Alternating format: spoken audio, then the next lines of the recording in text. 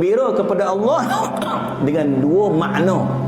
Sama ada kita gembira kepada Allah sebab Allah Ta'ala memberikan kita segala-galanya, macam kita suka dengan kawan kita. Kenapa aku suka kat dia?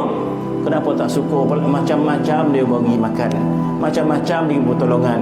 Ini kepahaman yang pertama. Kenapa kau suka dengan rumah orang tu? Ya Allah, dan ramah pergi rumah orang tu lah, dia pemurah, dia baik dan sebagainya. Jadi kita suka kepada orang di atas pemberian orang itu. Itu kepahaman yang pertama. Bila diberikan peningkatan yang lebih lagi, akhirnya kita pergi rumah orang itu bukan disebabkan pemberian. Hari ini dia tak bagi apa-apa pun. Sebelum ni mungkin kita suka pergi rumah dia, dia bagi makan, bagi minum, bagi sebagainya. Akhirnya kita faham, kita suka orang tu sebab dia bagi kita macam-macam. Suatu masa kita tetap pergi rumah dia, walaupun tak sedia air, tak sedia apa, bahkan dia uzur pun kita suka pergi rumah dia. Ini makna apa kita kata? Ini makna kita telah mengerti makna cinta kepada dia orang tu.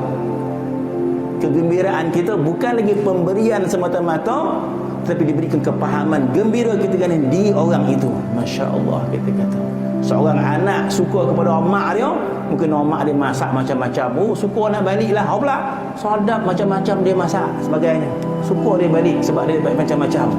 Satu ketika dia tetap suka balik walaupun tak masak. Ini makna apa? Tak dapat apa? Diberikan makna rasa cinta, gembiranya sebab melihat orang yang dicintai. Begitulah kita dengan Allah Subhanahu wa ta'ala. Sama ada kita belajar rasa gembira dengan Allah, dengan pemberian Allah. Kalau kita tidak mengerti rasa gembira kepada Allah, sekadar menyebut nama Allah, tak faham kita makna gembira sebab kita tak dapat apa-apa. Maka kita belajar untuk gembira kepada Allah, ingatkan pemberian dia. Masya Allah, mana mungkin tak banyak pemberian Allah Ta'ala kepada kita? Cukup banyak. Allah Subhanahu wa ta'ala berikan kita kesihatan, Allah Ta'ala berikan kita berbagai-bagai, Allah Ta'ala berikan kita imanan.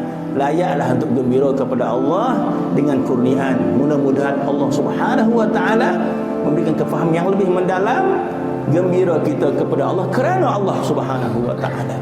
Sekadar kita menyebut nama Allah, kita rasa gembira kepada Allah Subhanahu wa ta'ala, maka tidak layak Allah Ta'ala berbangga dengan kita. Masya Allah, kita kata. Jadi apa jadi kalau Allah Ta'ala berbangga dengan kita, Allah Ta'ala berseronok dengan kita, Allah Ta'ala gembira kepada kita, sudah pasti kita diampunkan dosa oleh Allah Subhanahu wa ta'ala. Sudah pasti kita dirahmati oleh Allah Subhanahu wa ta'ala. Maka istiqamah kita, hubungan kegembiraan kita dengan Allah Subhanahu wa ta'ala, maka husnuzan kita dengan Allah Subhanahu wa ta'ala, baik sangka kita kepada Allah Subhanahu wa ta'ala. Mana ada orang lebih mulia daripada Allah Subhanahu wa ta'ala? Allah Ta'ala yang paling mulia. Allah Ta'ala lah yang mengajar kita untuk membalas kebaikan dengan kebaikan. Hal jazaul ihsan ilal ihsan. Tidakkah benda yang baik dibalas dengan baik? Kita melakukan kebaikan kepada Allah Subhanahu wa ta'ala, kita rasa gembira dengan Allah Subhanahu wa ta'ala, kita menyanjungi Allah Subhanahu wa ta'ala, ini tunjuk kebaikan kepada Allah Subhanahu wa ta'ala, maka sudah sepasti Allah Ta'ala menunjukkan kebaikan kepada kita. Maka Allah Subhanahu wa ta'ala menyediakan kita dengan kematian kita, maka disegerakan kemuliaan daripada Allah Subhanahu wa ta'ala. Jadi mudah-mudahan Allah Subhanahu wa ta'ala menjadikan kehidupan kita ini memuliakan Allah Subhanahu wa ta'ala dengan ketaatan.